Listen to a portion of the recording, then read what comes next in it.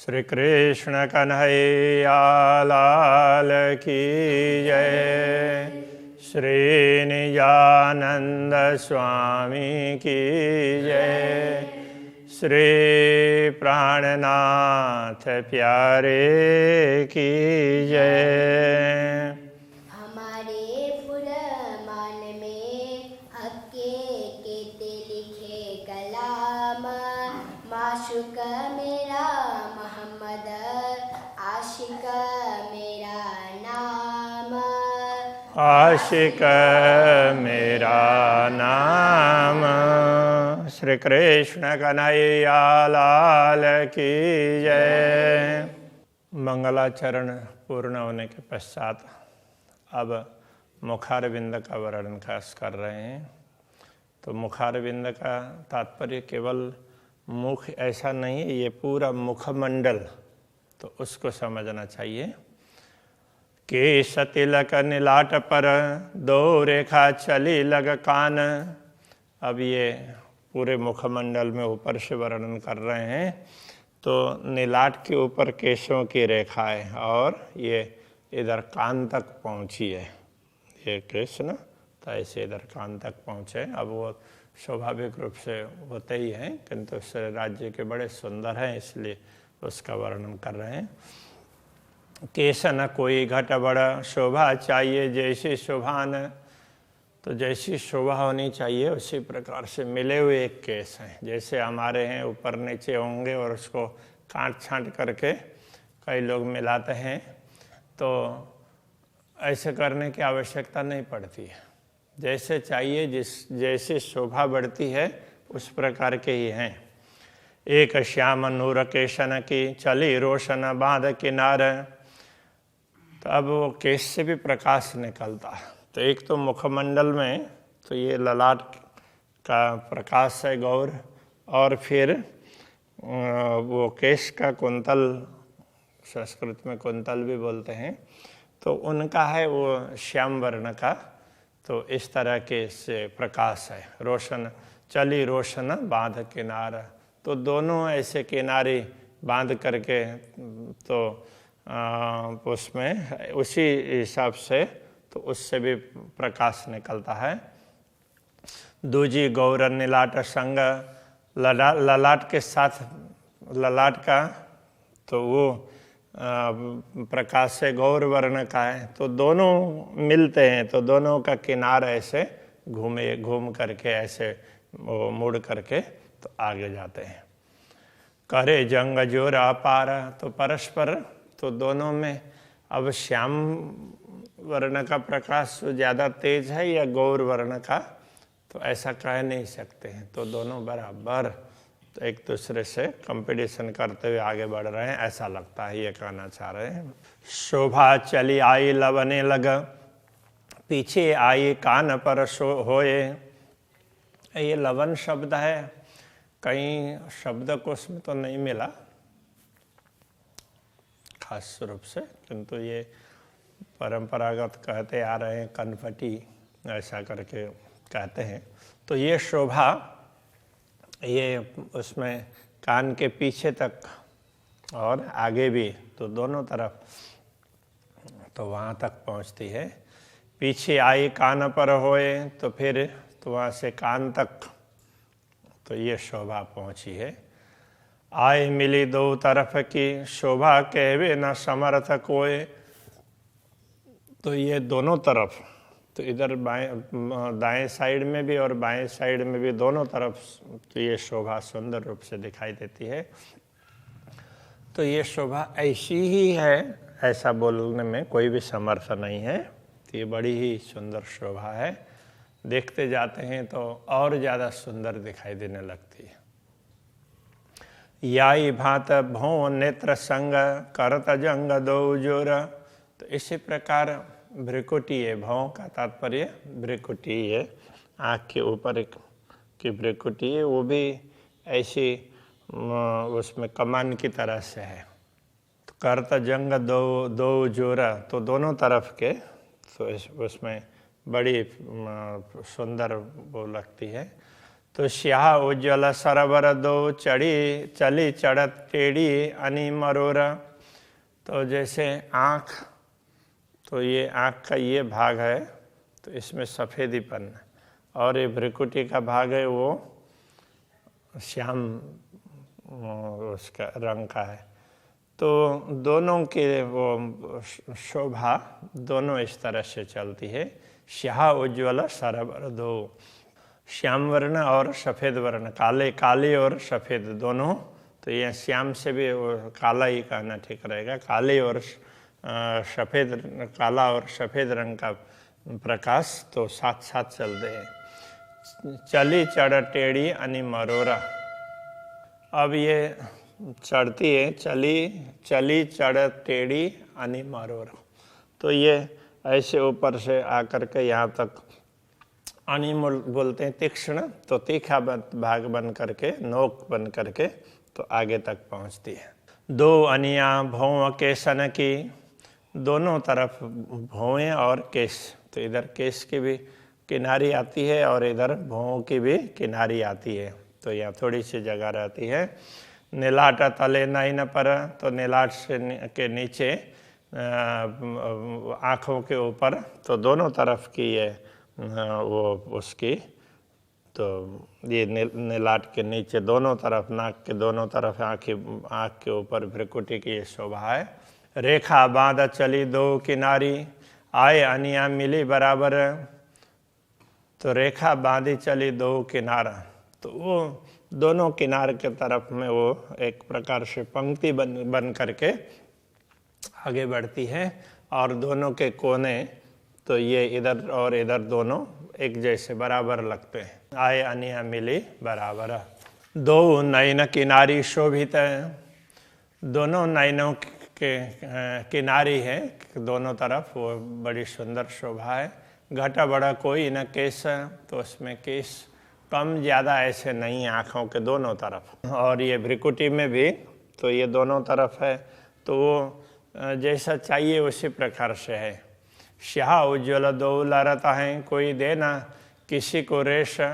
तो स्याह तो ये काला रंग और उज्ज्वल सफ़ेद रंग दोनों लड़ते हैं, मतलब दोनों प्रकाश है, मानो परस्पर वो द्वंद्व कर रहे हो ना। तो इस प्रकार से कोई दे न सके किसी को रेश, और किसी को भी वो परास्त नहीं कर पाते। रेश तो उसको वो परास्त करना, उसको किसी को हराना, उस अर्थ में।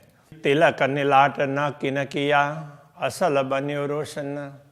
अब ललाट में तिलक की शोभा है, वो मानो तिलक करते हैं हम उस प्रकार से नहीं है, हमें वो रोज राज्य करते हो, करना पड़ता हो, वो तो राज्य ने जैसा चाहा उसी प्रकार का, तो उसमें से नीलाट से ही उस प्रकार की चमक निकलती है। तो उसी से पता चलता है कि तिलक है, तो तिलक उस प्रकार से देखेगा, क्योंकि सभी वस्त्र आभूषण वगैरह सारे वो प्रकाश से ही है ना। तो ये तिलक भी एक प्रकार से तो बाहर से लगाया हुआ है, तो आभूषण की भांति ही, तो इस प्रकार से ये है। कई रंग खूबी छिन में, शोभा गिनती हो न किन। क्षण क्षण में तो उसमें अलग अलग प्रकार के रंग दिखाई देते हैं, तो इसलिए इसकी शोभा ऐसी ही है, तो ऐसा बोल नहीं सकते। देह इंद्री फरेब की, देखत इत फना। देह इंद्री फरेब की, देह की, इस देह की इंद्रियां हैं, ये तो झूठ की है। देखत इत फना, तो यहाँ ये झूठ में दिखाई देती है, ये इंद्रियां अलग अलग है ऐसी, ये नश्वर देह की। हाँ, सो क्यों कहे बका सुभान मुख, इन अंग की जो रसना। ऐसे नश्वर देह की जो रसना जिह्वा है, वो अक्षरातीत पूर्ण ब्रह्म परमात्मा के मुखारविंद की शोभा का वर्णन कैसे कर पाएगी। तो ऐसा इसलिए कह रहे हैं कि ये इस देह की इंद्रियां हैं, तो अक्षरातीत के अखंड स्वरूप का वर्णन नहीं कर सकती। नासिका कसूरत की, ये जो श्वास देत कुछ बोए, तो अब नासिका की बात कर रहे हैं। तो नासिका अक्षरातीत धामधनी के दिव्य स्वरूप में, उनके मुखारविंद में नासिका है, मुखमंडल में।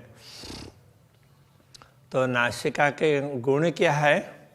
तो कह रहे हैं ये जो स्वाद देत खुशबोए, इससे सुगंधी, इस श्वास देत खुशबोए, इससे श्वास प्रश्वास लेते हैं ना, तो जो बाहर श्वास छोड़ते हैं तो उससे सुगंध निकलती है। ब्रह्मांड फोड़े इतावत, तो वो सुगंध तो इस यह नश्वर दुनिया तक पहुंचती है, उनके पूरे ब्रह्मांड को पार करके यहाँ तक पहुंच गई। वैसा इत रूह वास लेत सोए, तो ब्रह्मा आत्माएं स्वयं को नश्वर जगत में मानती है तो भी इस सुगंधि को ले सकती है। बिना मोह बिना कोई ना ले सके हक नासिका गुण, अक्षरातीत धामधनी के नासिका के ये गुण हैं। ब्रह्मात्माओं के अतिरिक्त दूसरों को इनका लाभ नहीं मिलता है। कया अरस हक वतन, सो किया दिल जिन, तो जिनके दिल को, जिन ब्रह्मात्माओं के हृदय को पूर्ण ब्रह्म परमात्मा ने तो अपना घर परमधाम बना दिया है, वो उनके हृदय में विराजमान हो गए हैं। तो इसलिए ब्रह्मात्माएं उनके नासिका के सुगंध को ले सकती है।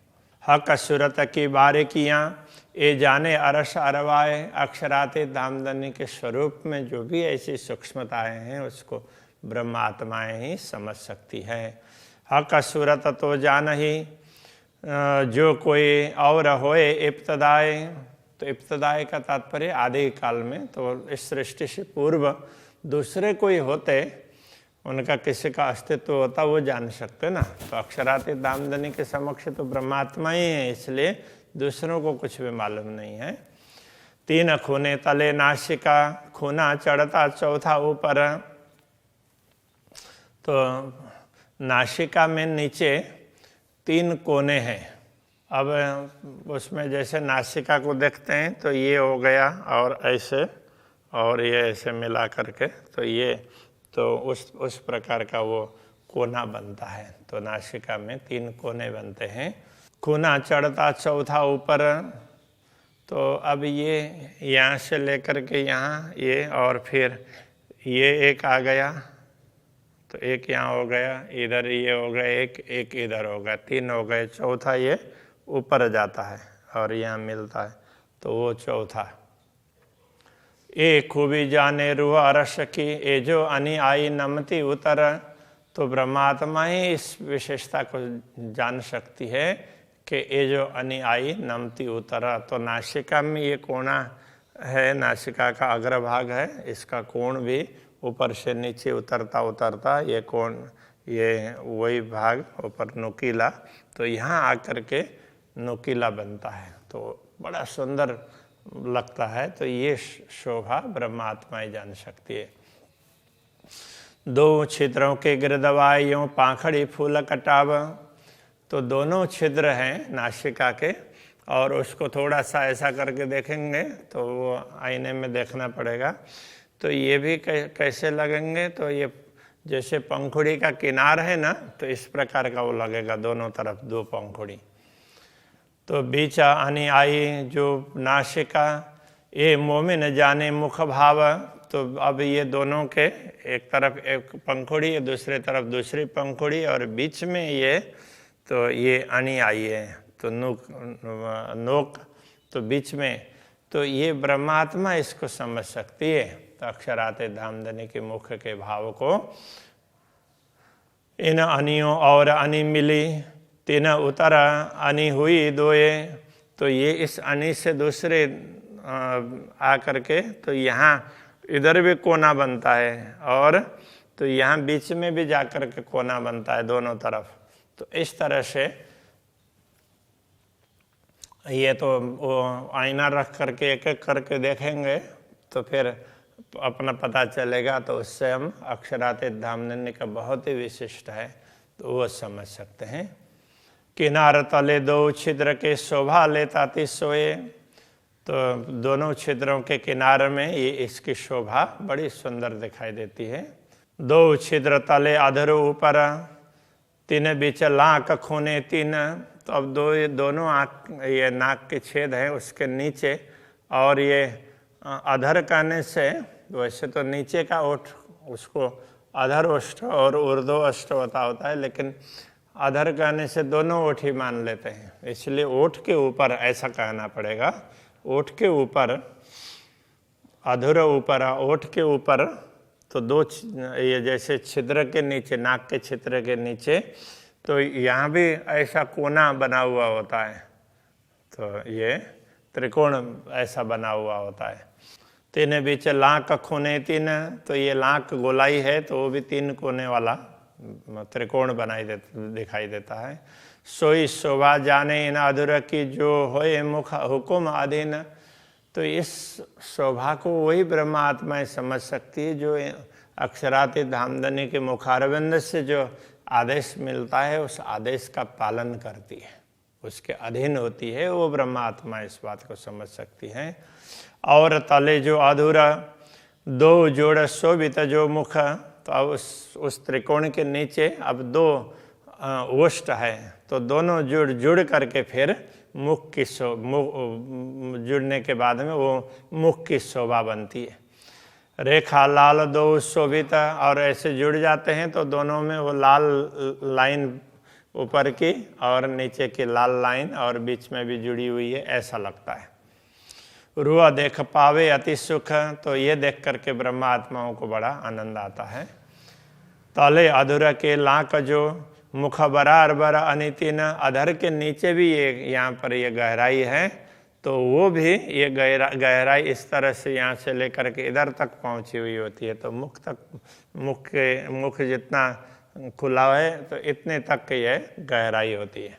श्वेत बीच बिंद खुश रंग, ए मुख शोभा जाने मोमिन। अब यहाँ पर क्या है कि ये जो ये चिबुक है, चिबुक के ऊपर ये लाख गहराई भाग है, वहाँ पर तो राज्य ने लाल वो क्या बोलते हैं वो रत्न, तो उसमें रत्न की शोभा दिखाई देती है, तो इसलिए तो श्वेत सफ़ेदी के बीच में खुशरंग लाल बिंदी दिखाई दे रही हो ऐसा, तो ए मुख शोभा जाने मोमिन, इस प्रकार के मुखारविंद की शोभा ब्रह्मात्माएं जान सकती है।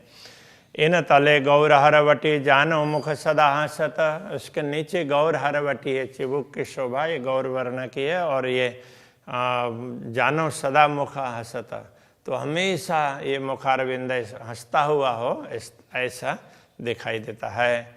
ए शोभा जाने अरवाह अरस की जिन दिल में हक वशत, ये शोभा तो परमधाम की आत्माएं जान सकती जिनके हृदय में पूर्ण ब्रह्म परमात्मा विराजमान हैं। ए रंग कहे मैं इन मुख पर किन विद कहूँ सलू का, मैंने मुख के रंग तो बता दिया किंतु उनकी सुंदरता की बात मैं क्या कहूँ। ए करते मुख वर्णन दिल होत नहीं टूक टूक, तो ये मुखारविंद की शोभा का वर्णन करते हुए ये दिल टुकड़े टुकड़े क्यों नहीं हो पाता है, ये तो वर्णन हो ही नहीं सकता, इतनी सुंदर शोभा है, इस प्रकार कह रहे हैं। तो अभी के प्रश्न को यहीं रखते हैं। श्री कृष्ण कन्हैया लाल की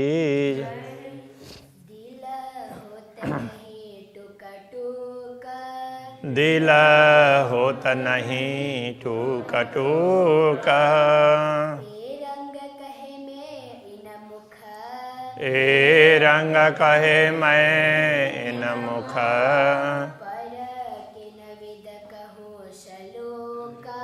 पर किन विद कहूँ सलोका, ए करते मुख वर्णना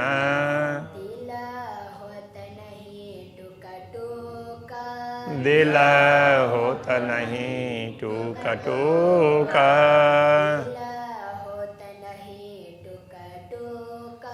दिल होत नहीं टूक टूक।